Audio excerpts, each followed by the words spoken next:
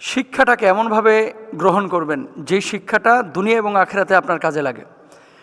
কিছু কিছু শিক্ষা আছে দেখবেন যে কোনো কাজে নাই, দুনিয়াতেও লাগতেছে না, আখিরাতেও কোনো কাজে লাগছে না, এই শিক্ষা গ্রহণের তো কোনো দরকার নেই।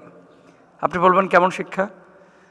উদ্দেশ্যহীন কিছু মানুষ পড়াশোনা করে, বুঝছেন, গল্প উপন্যাস পড়তেছেন, এখানে কি হচ্ছে?